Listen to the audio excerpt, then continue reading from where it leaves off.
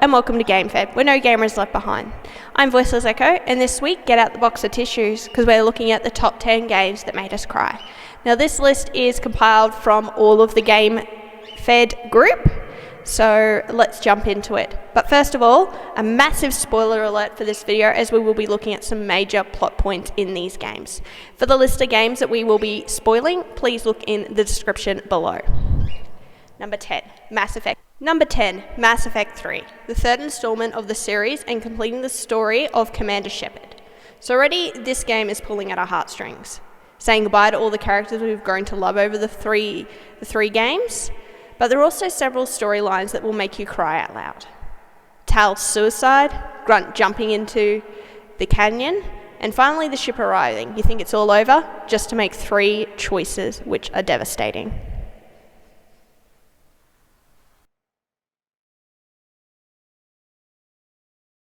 Number 9, Life is Strange. In this game, he plays a teenager who can rewind and change up time. The story is riddled with themes of the necessity of death and playing God. However, towards the end of the game, you have to pick between saving your best friend's life or the entire town's demise. What would you pick?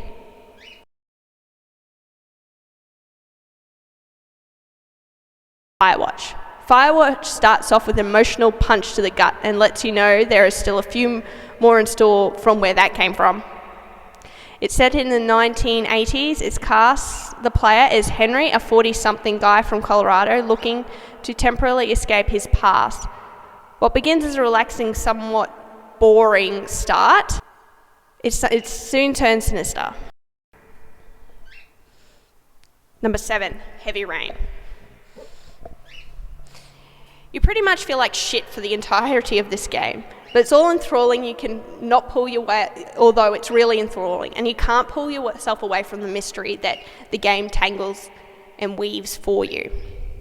While some of us solved and saved our sons, if you're unlucky and like me, you actually end up in jail, hanging yourself in the cell while the terrible, terrible man walks free on the streets.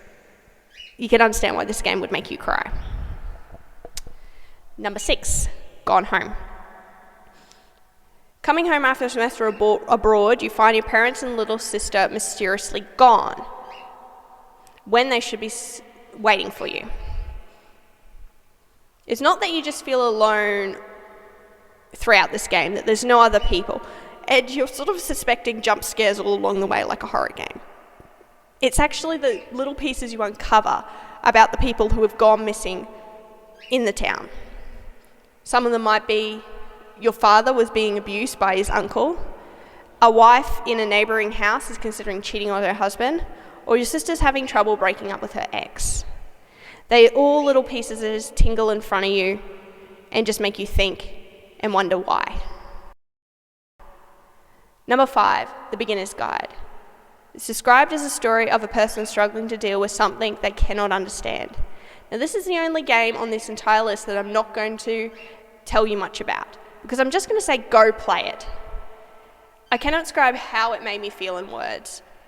It was hard to put it on this list and not put it as number 1, because it's the only one, is not the description.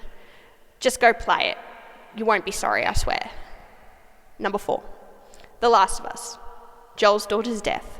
This game makes you feel feelings the whole time. It's beautiful, the relationship between Ellie and Joel, but what really sets the tone for this game is that first 20 to 30 minutes where you are trying to escape the zombie apocalypse with your daughter. And unfortunately, she doesn't make it. It sets the whole tone for the whole game, and every time I play or see that sequence, I still tear up. Number 3, Telltale's The Walking Dead Series 1. The first season shows a man named Lee and a girl named Clementine and the survivors they encounter during the zombie apocalypse. The choices Lee, really you, make will stick with Clementine forever. But let's not forget the ending here. The ending of this part just leaves you gobsmacked, that not only have you possibly damaged Clementine with all the choices you have made, but now you've left her alone in the world as well. Number 2, Brothers, A Tale of Two Sons. It's about an adolescent boy and his younger brother who embark on an odyssey across the fantastic world to find a cure for their ailing father. This game, from the start, throws death right in your face. A mother dying, one of the brothers not being able to swim and save her because he's unable to swim. But I think what really gets you is the ending, where you actually lose one of the brothers that you have used and grown to love over the course of this game. Not only do you lose the brother, but the other brother who lives finally comes into his powers. It just sort of really digs it in home. Dragon Cancer. It's a story of, if the story of Dragon Cancer doesn't leave you at least pretending that there's something in your eye, there's really something wrong with you.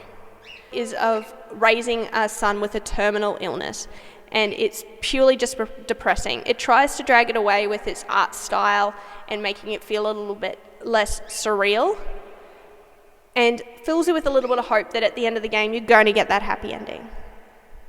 Unfortunately, wait till the end. You unfortunately don't get that happy ending, but not only that, as the credits roll, you get to see the little boy that the story is based on. Games that made us cry. We hope you have enjoyed this. Like and subscribe us on Twitter and Facebook. We also have Twitch streams Mondays and Thursdays with Replenish. Please jump along and show some support with them. Tell us what you thought about this video, if these games have also made you cry, or other games that we might have missed. I've been Voiceless Echo, and have a good day.